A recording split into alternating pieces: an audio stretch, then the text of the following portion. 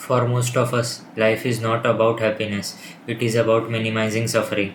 When I wake up, the first thing that comes to my mind is please let this day be boring. Don't let it deviate from the normal flow. You might think, why? Everyone wants an interesting life, but after countless experiences where the interesting parts are just sickness, arguments, insults, and chaos, I just want to live a normal, boring life. I have noticed that whenever good things happen in my life, they always come after unnecessary suffering. It is petty and unjustifiable, but slowly these things pile up and cause issues that make me sad and pessimistic. I call these problems the happiness tax. For me to experience happiness, I have to suffer first or after just to maintain the equilibrium. Be honest for a second.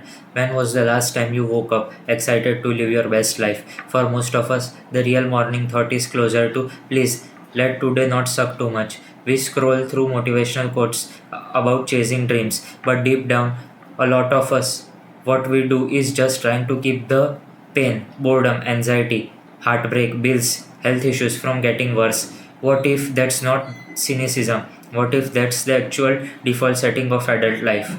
People say they do their jobs because it gives them sense of purpose. That bullshit. They do it to put food on their table. No one gets purpose from being submissive to your boss and following the HR. People say they go to gym to attract girlfriends. And the men who say otherwise are lying. But in reality, it's so they remain healthy and suffer less in future. Most of us are not living, we are surviving. Something similar to this was already been said by one of the most famous philosophers, Arthur Schopenhauer. He believed life is driven by endless blind force called the will. It is the will that makes us do things, always wanting this or that, wanting to eat nice food, wanting to marry a good looking woman, or wanting to be successful. Because of this will, we are constantly in state of suffering.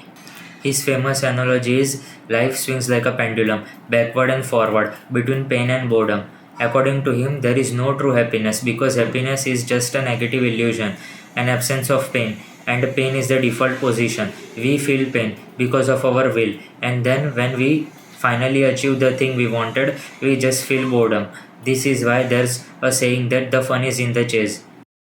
Now let's talk about a religion based on entirely on this ideology. Life is suffering. Buddhism, thousands of years before Schopenhauer came to the same conclusion, life is dukkha. But instead of just accepting the pendulum, the Buddha gave us the tools to step off it by seeing clearly, letting go of the craving, and cultivating peace. The four main noble truths are like a medical chart for human condition. Dukkha, the truth of suffering. Life is fundamentally unsatisfactory.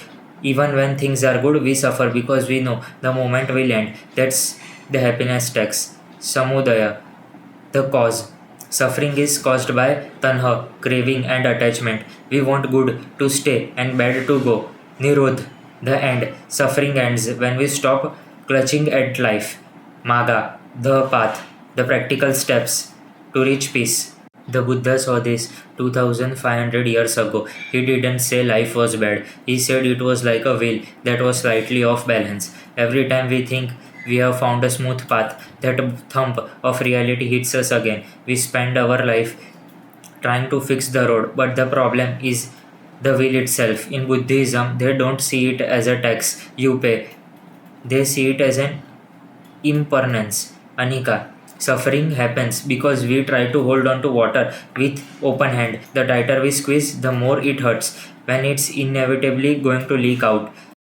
Now, I'm not going to give you a solution because the truth is, I don't know it either. And even if I did, it would be incredibly hard to achieve, like becoming the Buddha and letting go of all desires. Most of us aren't even ready for that. We are still paying the tax, we are still swinging the pendulum. Thanks for listening. If this resonated with you, like, subscribe, and share it with someone else who's just trying to have a boring day. I will see you in the next one.